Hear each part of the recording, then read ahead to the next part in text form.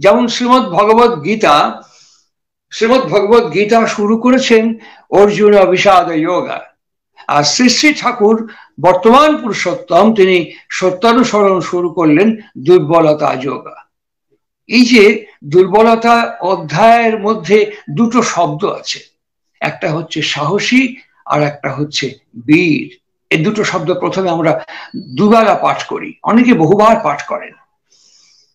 এটি আগে মনে হতো খুব সহজ, খুব খুব অনায়াসে আমি এটাকে বুঝতে পারি, খুব অনায়াসে বুঝতে পারি, আগে মনে হতো, এখন মনে হয় না।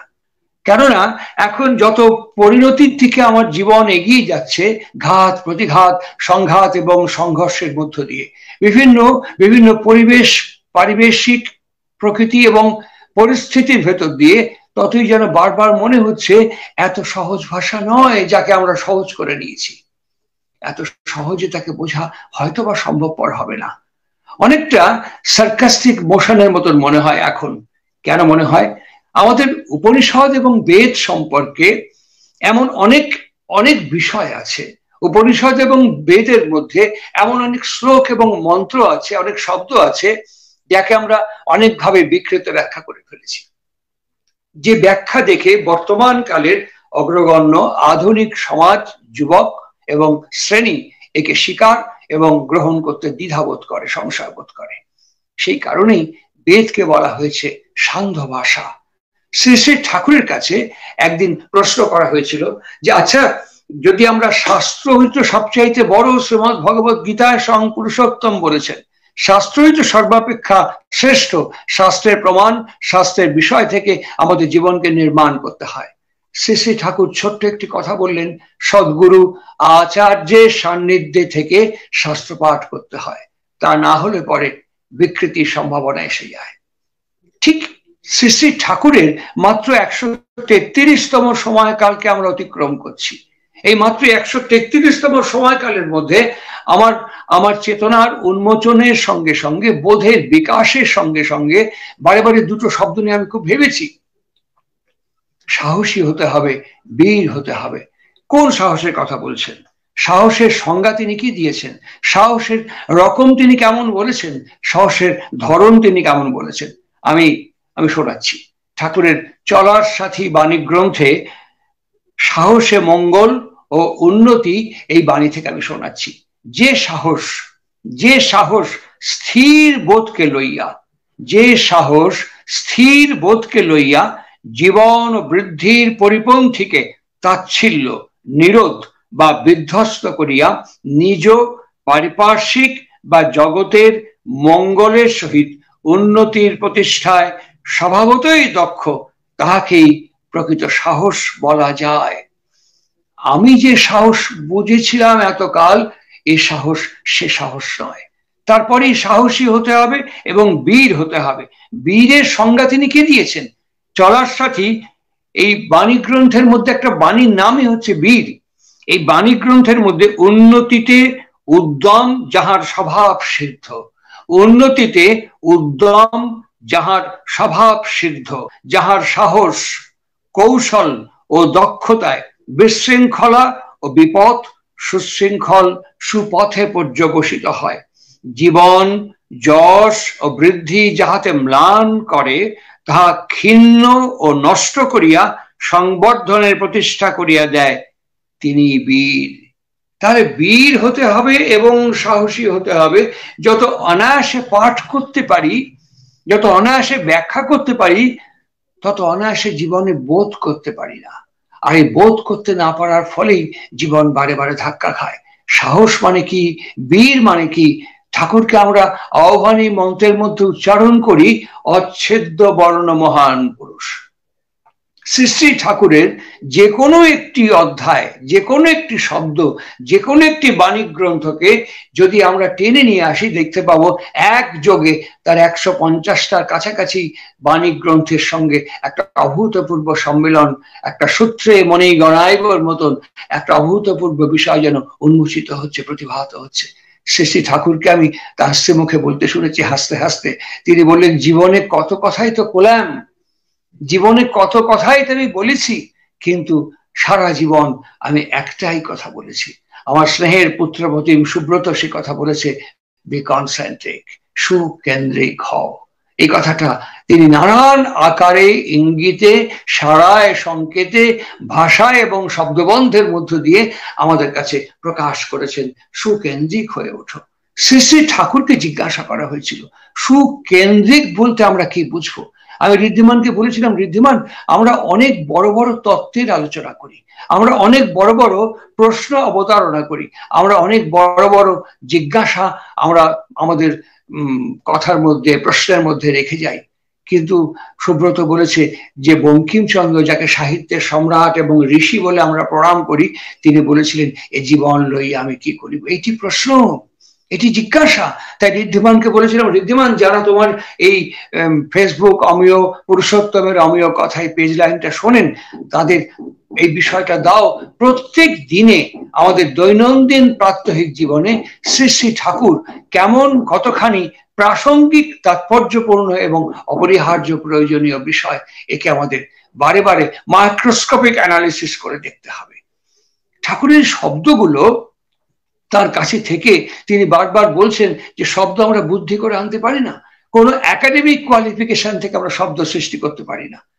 আমরা অনেক বিদ্বান হতে পারি, অনেক পণ্ডিত হতে পারি, কিন্তু আমাদের ব্যবহার, আমাদের ভাষা, আমাদের আচরণ, এখনকার যারা বায়ো ইঞ্জিনিয়ার, যারা জৈব বিজ্ঞানী, তারা আমাদের কাছে পরিষ্কার ভাষায় বলেছেন যে মানুষ জুতোর ফিতে কি করে বাঁধবে, মানুষ আঙুল কি করে নাড়বে, এগুলো তার জৈব পরিকাঠামো নির্ধারণ করে দেয়, তার একাডেমিক কোয়ালিফিকেশন নির্ধারণ করে দেয় না। আমি অনেক শিখতে পারি, অনেক জানতে পারি, কিন্তু বুঝতে পারি কি? ঠাকুরের কনিষ্ঠ পুত্র পূজ্যপাদ কাজলদা পরীক্ষা দিতে যাবেন, শ্রী শ্রী ঠাকুর অদ্ভুত কথা বললেন তার কনিষ্ঠ আত্মযোগে। তিনি বললেন, তুমি পাশ করো, আমি এটা চাই না। তোমার বাবা হিসেবে আমি কখনো চাই না তুমি পাশ করো, আমি চাই তুমি বোঝো। এই বুঝতে পারাই হচ্ছে জীবন। কি বুঝবো, কেমন করে বুঝবো? আমরা বেদের ভাষা কেমন বিকৃত হয়েছে, বেদের তাৎপর্য, বেদের কর্মানুষ্ঠান, উপনিষদের কর্মানুষ্ঠান কেমন বিকৃত হয়েছে। যেমন আমরা বেদে যজ্ঞের কথা জানি, প্রত্যেকটি বিষয়, একেবারে জন্মগ্রহণ করা থেকে প্রস্থান করা পর্যন্ত আমাদের বিভিন্ন জীবনকে ঘিরে যতগুলো পর্যায়, প্রত্যেকটি পর্যায়ে একটা করে যজ্ঞ সংযুক্ত করা হয়েছে। কেন হয়েছে? এই যজ্ঞ সম্পর্কে আমরা কি বুঝি? একটা স্থন্ডিল অথবা একটা কুণ্ড করতে হবে, কিছু কাঠ দিতে হবে, ঘি দিতে হবে, সাকল্য দিতে হবে এবং বেলপাতা দিতে হবে, এবং নানা রকমের দেবতার নামে, আদিত্যাদি, সোম, অগ্নি, নানান রকমের দেবতার নামে, লক্ষ্মী, শিব, নারায়ণ, বিষ্ণু, নানান ভাবে আমরা দেবতার নাম উচ্চারণ করে যাই। উপনিষদ থেকে বিশিষ্ট মনীষী, বিশিষ্ট সাধক, বিশিষ্ট বরেণ্য ঋষি সাকল্য, বেদের অন্যতম বিজ্ঞ প্রাজ্ঞ ব্যক্তিত্ব, প্রণম্য ব্যক্তিত্ব ঋষি যাজ্ঞবল্ক, মহর্ষি যাজ্ঞবল্ককে জিজ্ঞাসা করছেন, কতেভ বেদা যাজ্ঞবল্কতি। হে ঋষি যাজ্ঞবল্ক, প্রণম্য যাজ্ঞবল্ক, আপনি বলুন বেদে কতজন দেবতা আছেন? আপনার কাছে আমার প্রণিপাত করে এই প্রশ্ন, আপনি বলুন যে বেদে কতজন দেবতা আছে? মহর্ষি প্রাজ্ঞ যাজ্ঞবল্ক প্রথমে বললেন 3003 জন, তারপরে বললেন 303 জন, আস্তে আস্তে আস্তে আস্তে কমতে কমতে কমতে কমতে, আর ঋষি সাকল্য একই প্রশ্ন বারবার করছেন, কতেভ দেবা যাজ্ঞবল্কতি, বারবার বলুন কতজন আছেন। যতবার উনি উত্তর দিচ্ছেন ততবার একই প্রশ্ন ফিরে ফিরে আসছে। এই যে অন্বেষণ, এই যে ক্রমাগতি, এই যে তীব্র অন্বেষণ এবং তীব্র প্রয়াস এবং প্রচেষ্টা, শ্রী শ্রী ঠাকুর একে খুব ছোট্ট ভাষায় বললেন, চেষ্টা করো। হটে যাওয়াটা দুর্বলতা নয়, চেষ্টা করো, চেষ্টা না করাই দুর্বলতা। আর এই ক্রমাগত চেষ্টা তোমাকে পরিণতি প্রাপ্ত করিয়ে দেবে। শেষে গিয়ে সাকল্যেরই ক্রমাগত প্রয়াস, প্রশ্ন, জিজ্ঞাসা এবং প্রচেষ্টার ভেতরে মহর্ষি প্রাজ্ঞ যাজ্ঞবল্ক বললেন, একজন বেদে দেবতা একজন। আমরা ঘি আহুতি দেই। ঘি কাকে বলে? আমরা ঘি বলতে যা বুঝি, শ্রী শ্রী ঠাকুরের শ্রী চরণ প্রান্তে বসে থেকে প্রত্যেকটি শব্দকে তিনি উন্মোচন করেছেন, প্রত্যেকটি শব্দকে তিনি আমাদের কাছে আলোকিত ভাবে উপস্থাপিত করেছেন। তিনি বলেছেন, ঘি কথাটা দেখ তো কোন ধাতুর থেকে এসছে। আমার যেমন বাবা এবং মা আছে, প্রত্যেকটি শব্দেরই একটা ধাতুরূপ এবং শব্দরূপ আছে। তিনি বলেন, দেখ তো ঘৃত কথাটা কোথা থেকে এসছে। দেখা গেল ঘি থেকে।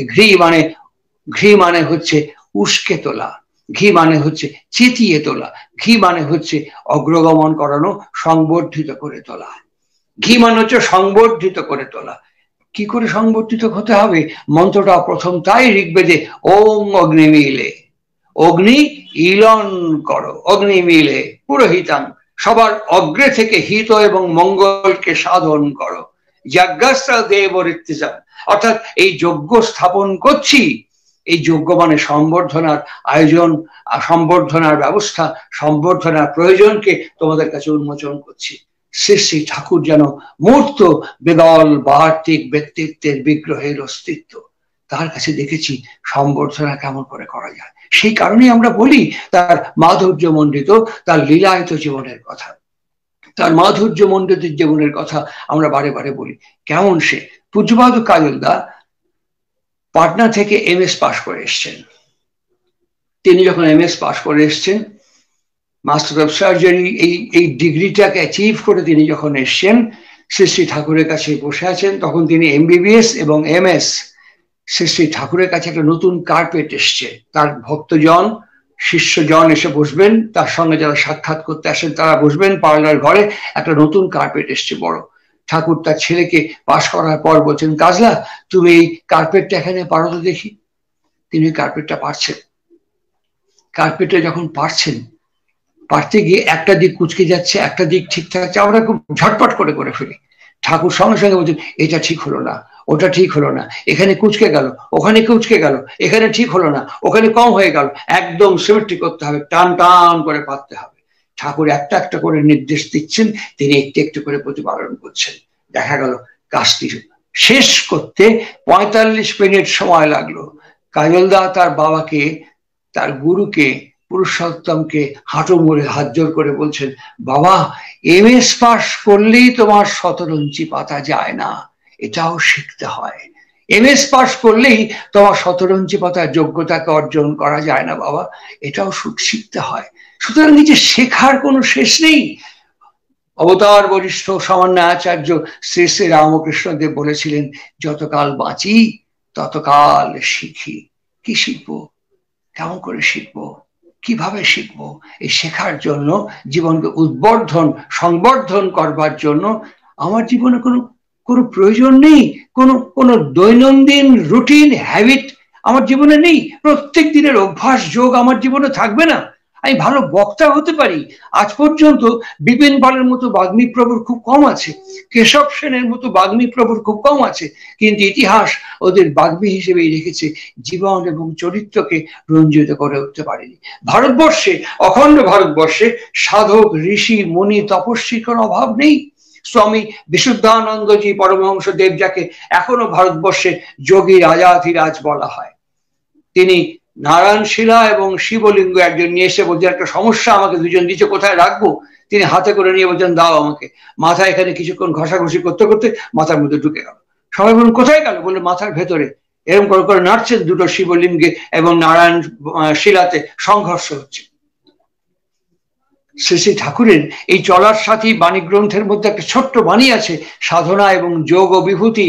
তুমি তপস্যার মধ্য দিয়ে অনেক বিভূতিকে অর্জন করতে পারো, অনেক দৈব শক্তিকে অর্জন করতে পারো, কিন্তু সেটা তোমার চরিত্রকে রঞ্জিত নাও করতে পারে, সেটা সমাজ জীবনে গ্রাসরুট লেভেলকে নাও উজ্জীবিত করতে পারে, মঞ্জুরিত করতে পারে। কি করতে পারে, কেমন করে করতে পারে? সুশৃঙ্খল জীবন। মানুষ পড়ে যতটা শেখে, মানুষ দেখে তার চাইতে বেশি শেখে। মানুষ পড়ে যতটা জানে, মানুষ দেখতে দেখতে তার থেকে বেশি জানে। আমরা কিভাবে জানবো? তাই বলেছিলাম ঋদ্ধিমানকে, তুমি আজকের বিষয়বস্তুটাকে রাখো দৈনন্দিন জীবনে শ্রী শ্রী ঠাকুর অনুকূল চন্দ্র কেমন এবং কিভাবে আমাদের কাছে প্রাসঙ্গিক। 1950-1952 সাল, এই 1950 থেকে 1952 সালের মধ্যে শ্রী শ্রী ঠাকুর অনুকূল চন্দ্র উচ্চারণ করছেন, আমাদের প্রত্যেকের পরিবারে, প্রত্যেক জীবনে 4টে সদাচার রুটিন প্র্যাকটিস করা উচিত। কি? আমরা যদি পেচ্ছাপ করি, ভালো করে পেচ্ছাপ করার জায়গা ধোয়া জল দিয়ে। আমরা যদি পায়খানা করি, পায়খানা করার পর আমাদের যদি কাপড় গামছা যা ইউজ করব, ওকে ইমিডিয়েট স্যানিটাইজ করা। অনুশ্রুতি প্রথম খণ্ডের মধ্যে এই ওরুক্কই মলের কণা বলে একটি বাণী আছে, 2 ফুট থেকে 2.5 ফুট পর্যন্ত তার ব্যাকটেরিয়া জাম্প করতে পারে। সুতরাং তিনি বলেছেন ওকে স্যানিটাইজ করা, হাত থেকে কোনোই পর্যন্ত, পা থেকে হাঁটু পর্যন্ত ভালো করে ধোয়া, খাওয়া দাওয়া যখন হচ্ছে তার আগে সমস্ত কিছু ঢেকে ঢুকে রাখা, ঠিক করে রাখা, কোনো কিছু খাওয়ার আগে হাত ধোয়া, খেয়ে হাত ধোয়া, এবং রান্না করা জিনিস ঢেকে রাখা। কেন? এবং যেটা রান্না হবে সেটাও ঢেকে রাখা, রান্নার সময় ব্যবহার করা। এঠো জিনিস যেন একদম পড়ে না থাকে, সঙ্গে সঙ্গে তাকে ক্লিন করা, সাফ করে ফেলা। কেন? তিনি বলছেন ওগুলো স্টার্চি ফুড। মাছি যখনই একটা থেকে আরেকটা বসবে, যে কোনো ব্যাকটেরিয়া, নট অনলি করোনা বা কোভিড, যে কোনো ধরনের প্যারাসাইট এবং ব্যাকটেরিয়াকে প্রত্যেক মুহূর্তে সঞ্চারিত করতে পারে। তার ছোট্ট কথা, সদাচারে বাঁচে বাড়ে, সদাচারে বাঁচে বাড়ে। এই সদ আচার কি করে করতে হয়, এটি দৈনন্দিন পারিবারিক জীবনে যে বা যিনি বা যারা অভ্যাসে অভ্যস্ত করে ফেলেছেন, কোনো প্যারাসাইট থেকে তাদের কোনো ভয় নেই, কোনো ব্যাকটেরিয়া থেকে তাদের কোনো ভাবনা বা চিন্তার কোনো কারণ আছে বলে আমার মনে হয় না। শ্রী শ্রী ঠাকুর বলেছিলেন থানকুনি পাতা প্রত্যেক দিন থানকুনি পাতা থেকে যেন আমরা বিরত না হই। ইষ্টভীতি করার পরেই আমাদের থানকুনি পাতা খেতে বলেছেন, খালি পেটে ডাঁটা শুদ্ধ। ঠাকুর একদিন গল্প করতে করতে বললেন, বুঝেছিস সারা 12 বছর একাধিক ক্রমে কেউ যদি থানকুনি খায় আসে, বিষাক্ত সাপ যদি কামড়ায় দেয় এর কিচ্ছু ক্ষতি হবে না। কি গ্যারান্টি দিয়েছে, কি আশ্চর্য ভরসা দিয়েছে। ঠিক একটা এই প্রসঙ্গে একটা স্মৃতি আমার কাছে ভেসে আসছে। কোন এক ভদ্রলোক মাস 6 আগে ঠাকুরের কাছে বলেছিলেন আমার পেটের খুব গন্ডগোল। ঠাকুর বলেছিলেন থানকুনি পাতা খাবি কাঁচা 5-6টা, আবার থানকুনি দিয়ে শুক্তো করে খাবি, থানকুনি ঝোল খাবি। 6 মাস পরে আমাকে সে কবি। 6 মাস পর সেই ভদ্রলোক সবাইকে ঠেলতে ঠেলতে ঠাকুরের কাছে গিয়ে প্রণাম করে বলছেন, আমি তো আপনার নির্দেশ মতন 6 মাস ধরে থানকুনি খাচ্ছি, আমার তো কোনো উপকার হলো না ঠাকুর, বরঞ্চ আমাশার পরিবর্তে রক্ত আমাশা হয়ে গেছে।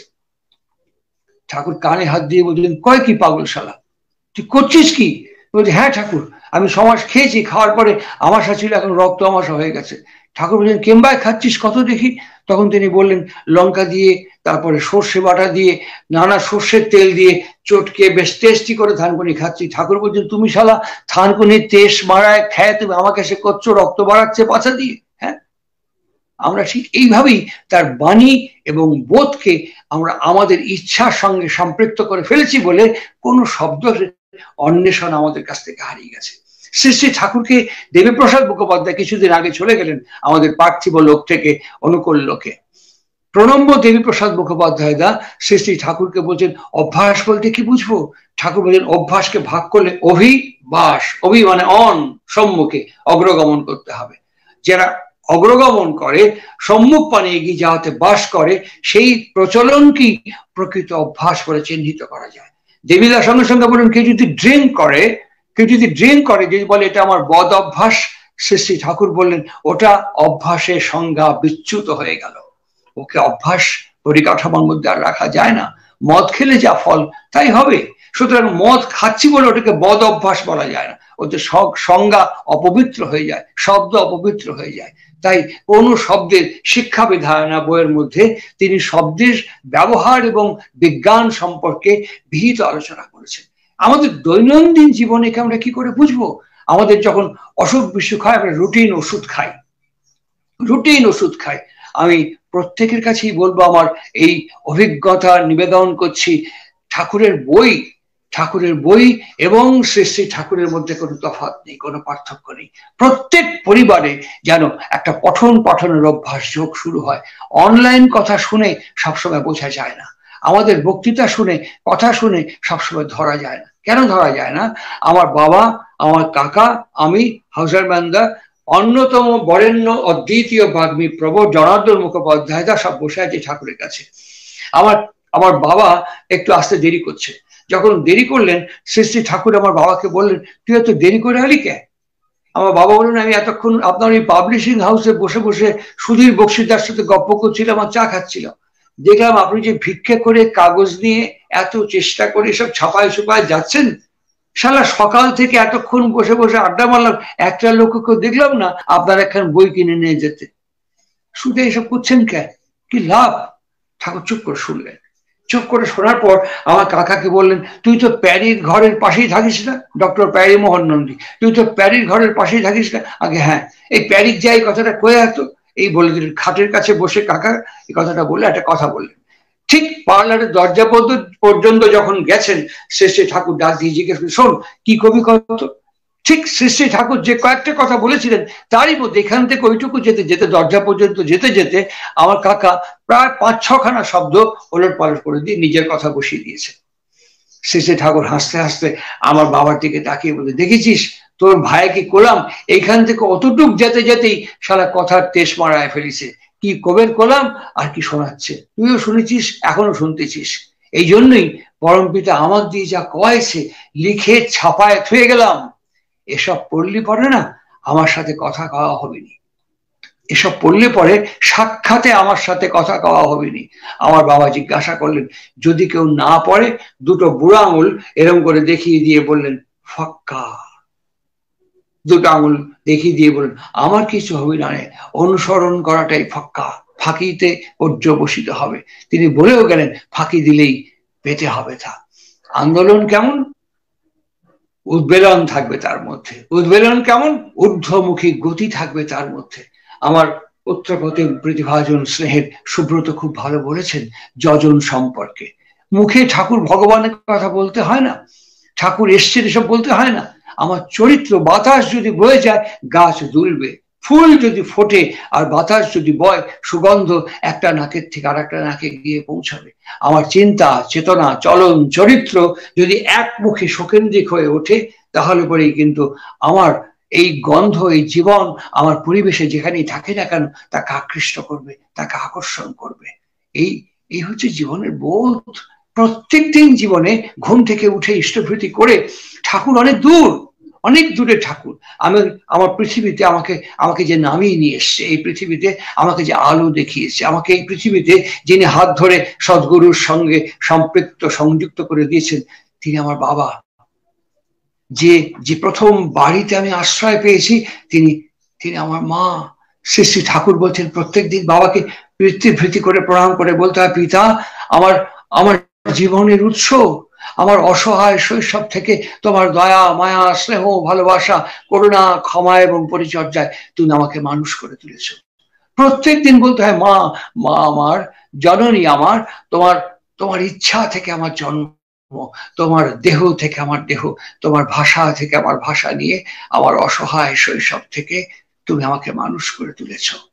এই প্রত্যেক দিন বলার ভেতর থেকে কি হয়, একটা কলের মুখে হাঁড়ি, বালতি, কলসি রাখবেন 6 মাস, দেখবেন যেখানে হাঁড়ি, বালতি, কলসি রাখা হচ্ছে সেই জায়গাটায় দাগ পড়ে গেছে।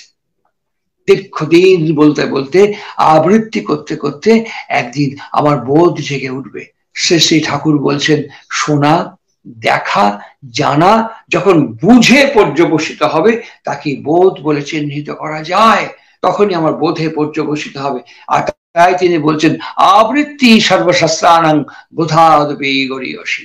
আবৃত্তি করতে হয়, আর এই আবৃত্তির ভেতর থেকেই প্রত্যেক দিন তাকে জানা এবং বোঝার চেষ্টা করতে পারা যায়।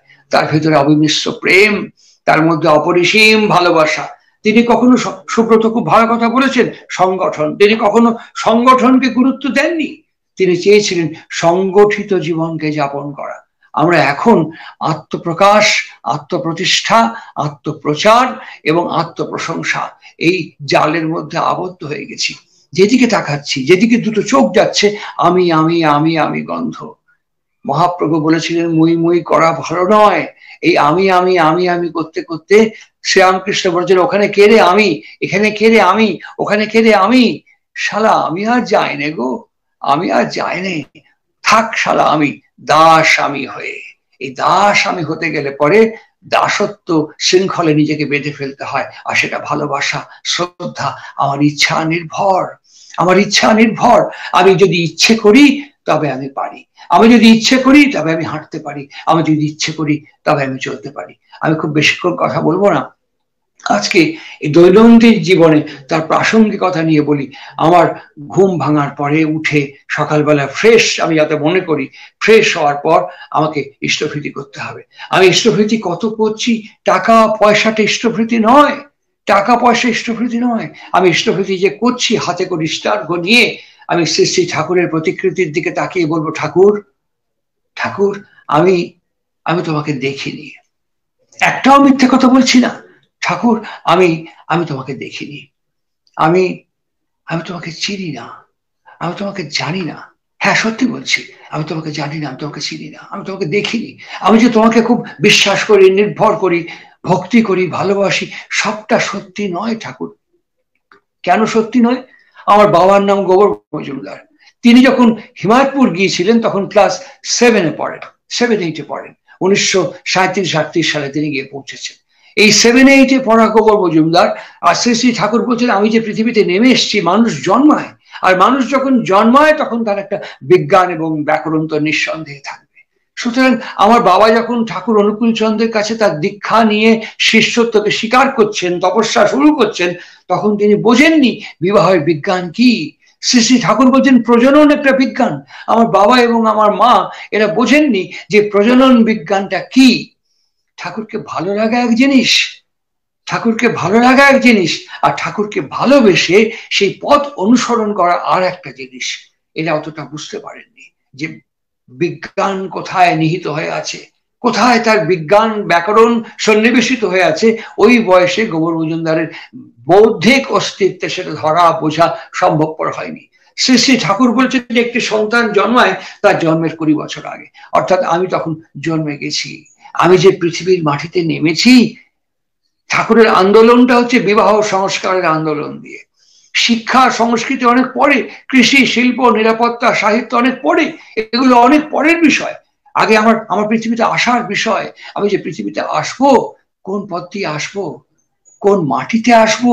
তাই মায়ের সাথে মাটির একটা সম্পর্ক আছে, মাটির সাথে মানুষের একটা সম্পর্ক আছে, মানুষের সঙ্গে ম্যাটারের একটা সম্পর্ক আছে বলে তিনি বলেছিলেন যে মা মানেই হচ্ছে পরিমাপ করে যে গ্রহণ করে।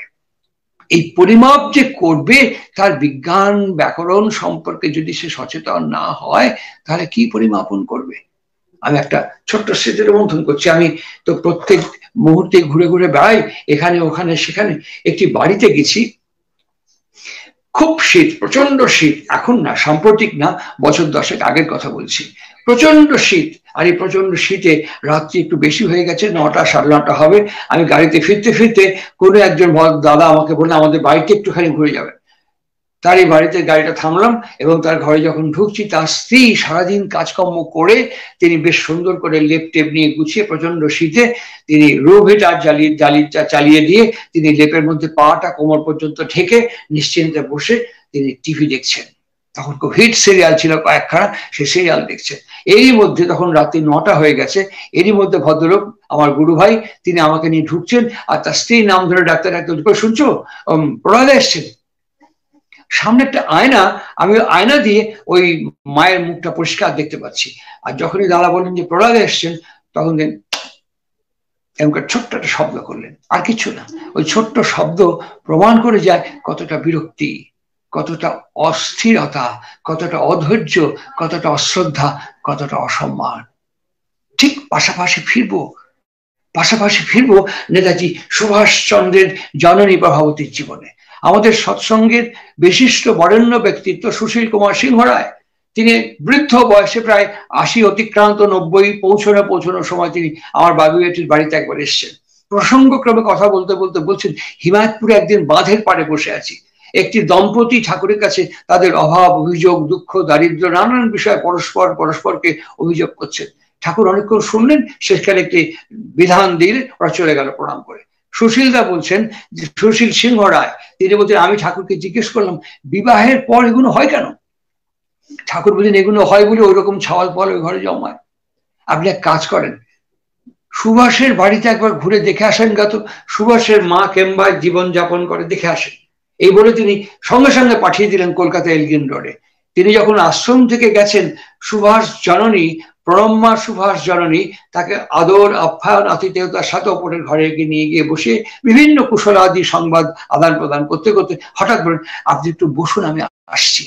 এই যে বলে নেমে গেলেন নিচে, প্রায় 2-2.5 ঘন্টা বাদে তিনি ওপরে উঠে আসলেন।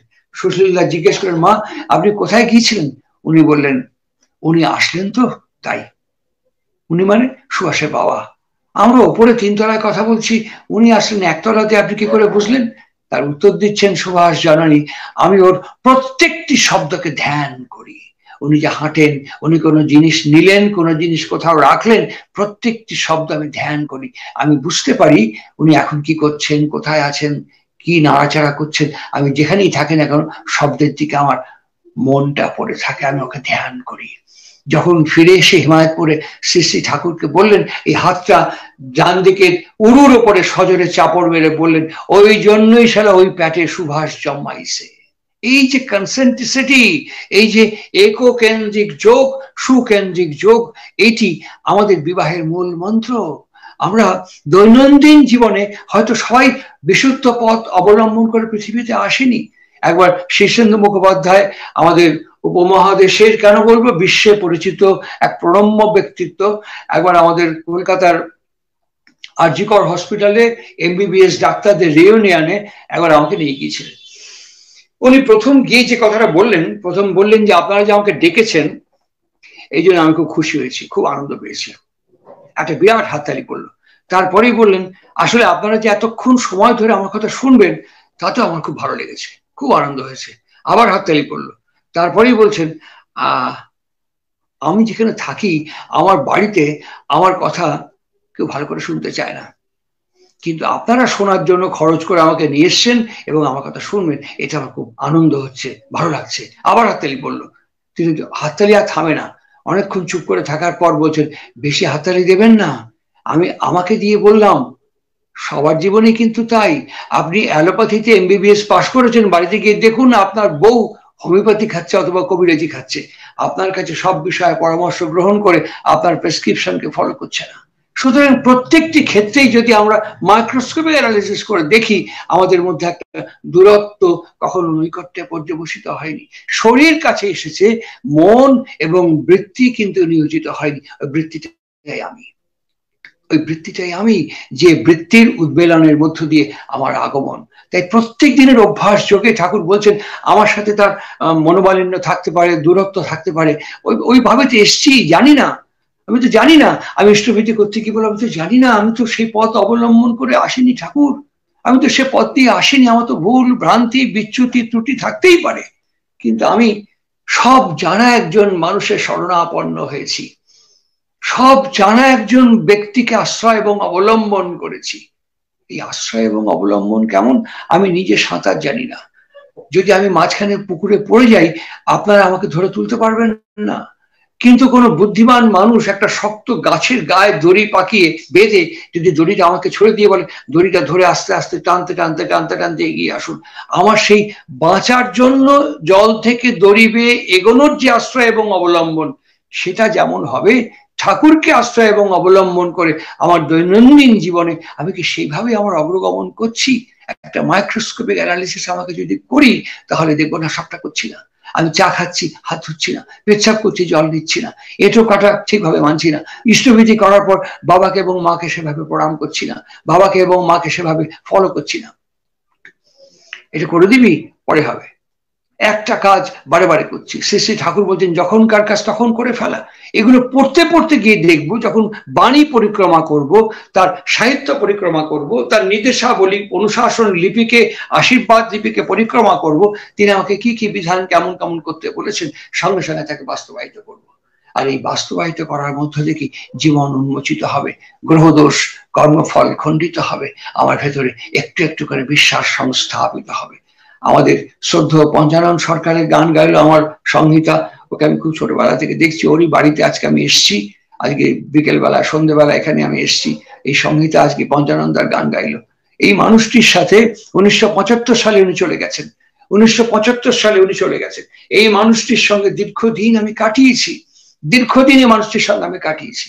এই মানুষটি বদরাগী, অত্যন্ত দুর্ব্যবহার এবং অনেক বয়স পর্যন্ত ভীষণ দুর্ব্যবহার এবং ভীষণ বদরাগী ছিলেন, কিন্তু তবুও আশ্চর্যের বিষয় হচ্ছে এই মানুষটির যে পরিবর্তন, যে জীবন নিয়ে তিনি গিয়েছিলেন আর যে জীবন তিনি উপস্থাপন করলেন, যে জীবন নিয়ে তিনি পৌঁছেছিলেন শ্রী শ্রী ঠাকুরের কাছে, আর যে জীবনকে তিনি রেখে গেলেন মানুষের কাছে, সে জীবনকে দেখতে দেখতে মনে হয়, সত্যি মনে হয় যে একটা আশ্চর্য পরিবর্তন, একটা যাজনের জীবন, একটা উপস্থাপিত করার মতো জীবন, যে জীবনের মধ্যে শেখার, বোঝার, জানার অনেক কিছু আছে। তাই ভক্ত এবং ভগবানের লীলা মাধুর্যের মধ্য দিয়ে সে জীবনকে দেখা, বোঝা, এটা দৈনন্দিন প্র্যাকটিস চাই, প্রত্যেক দিনের অভ্যাস চাই। প্রত্যেক দিন ঘুম থেকে উঠে আমরা যেমন মাইনে পাই, ব্যবসায় মুনাফা করি, আমরা সারাদিনে খরচ করার পর আমরা দিনান্তে একটা হিসেব কষি এবং মাসে আমরা একটা রিটার্ন তৈরি করি যে আমার কি ইনকাম এবং কি এক্সপেন্ডিচার হলো। সেরকম প্রত্যেকটা দিন সকালবেলা থেকে জীবন শুরু করলাম, রাত্রিবেলায় বিছানায় ঘুমোতে যাওয়ার সময়কাল পর্যন্ত শ্রী শ্রী ঠাকুরের কাছে আমি আমার সমস্ত দিনের খতিয়ানটাকে নিবেদন করে আমি একবার নিজে দেখব আর আমার গুরুকে রিপোর্ট করব, সারাদিন আমি কতক্ষণ তোমার আদেশের মধ্যে ছিলাম, কতক্ষণ তোমার আদেশের বাইরে ছিলাম। একে বলে আজ্ঞা চক্রে বাস করা। শুধু এখানে তিসরা তিল বা দ্বিদলে ওই চক্রের ছবিকে ধ্যান করলেই হয় না। আমি ধ্যান করলাম 2 ঘন্টা, কিন্তু অনুশাসনকে 1 ঘন্টা 1 মিনিটের জন্য আমি প্রতিপালন করলাম না, ও আজ্ঞা চক্রের কথা ঠাকুর কখনো বলেননি। তিনি পরিষ্কার ভাষায় বলছেন, তুমি ধ্যান করা বোঝাই যাবে ক্ষিপ্র চিন্তা, ক্ষিপ্র কর্ম, স্মৃতিরই বিভব, ধ্যানেরই বিভব। সুতরাং এই ক্ষিপ্রতার সঙ্গে প্রত্যেকটি জিনিসকে নিষ্পাদন করা, সম্পাদন করাই আমার প্রকৃত যজন এবং প্রকৃত ধ্যান বলে মনে হবে। যে ঠাকুর, আমি যে কলেজে পড়াই, দেওঘর কলেজে অনারারি প্রফেসরি করি, সেখানকার চৈত্র মাসে রোদে মাটি ফেটে যাচ্ছে, সবাই বলছেন আপনি ঠাকুরের কাছে থাকেন, আপনি ঠাকুরকে বলুন একটু বৃষ্টি আনতে, একটু একটু জল যাতে আসে মাটিতে।